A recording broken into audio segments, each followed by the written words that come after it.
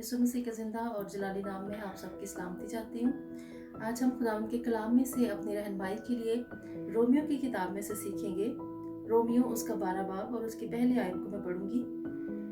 बस आए भाइयों, मैं खुदा की रहमतें याद दिलाकर तुमसे इल्तमास करता हूँ कि अपने बदन ऐसी कुर्बानी होने के लिए नजर करो जो जिंदा, पाक और खुदा को पसंदीदा हो।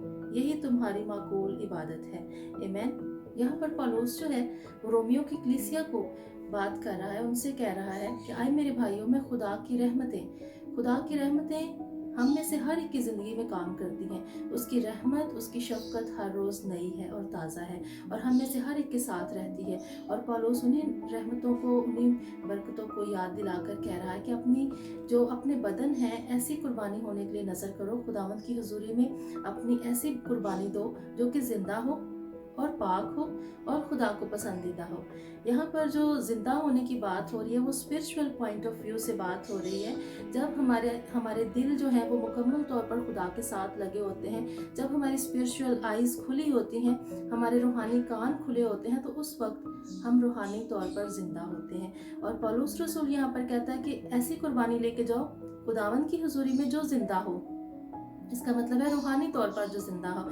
उसके बाद वो लिखता है और पाक, जिस तरह से खुदावंद के कलाम में लिखा हुआ है कि पाक बनो क्योंकि तुम्हारा बुलाने वाला पाक है। हमें अपने बदनों को, अपने आप को पाक बनाना है क्योंकि जो हमारा बाप है, जो हमारा आसमानी बाप है, जिसने अपने बेटे को भेजकर हमारा छुटकारा किया, निजात दी हमें, वो पाक है। क्योंकि हमारा बुलाने वाला पाक है, इसलिए हमें भी पाक बनना है। और तीसरी बात वो यहाँ पर लिखता है और खुदा को पसंदीदा हो।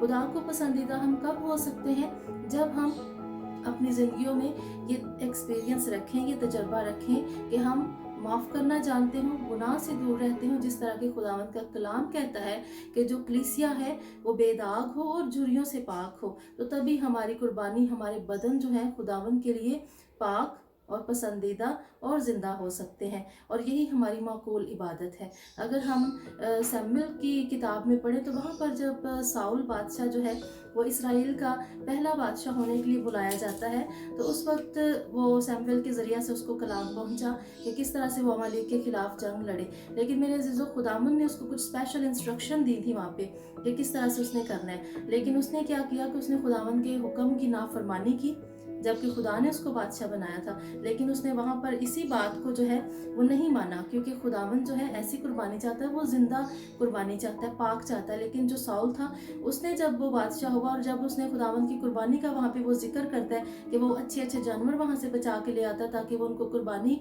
करे खुदावंद की हजूरी के लिए, तो तब खुदावंद का कलाम जो है वो शमूएल पे नाजल होता है। वो कहता है कि क्या खुदा मेंढों की चर्बी से खुश होता है या इस बात से कि हम उसका हुक्म माने। और यही बात यहाँ पर पौलुस भी कहता है कि हमारी कुर्बानियाँ जो हैं वो जिंदा हों, पाक हों और खुदा को पसंदीदा हों। यही हमारी माकूल इबादत है और हमें इसी तरह से खुदा के कलाम को पूरा करना है। खुदा उनकी बरकत आप सबके लिए चाहती हूँ। आमीन।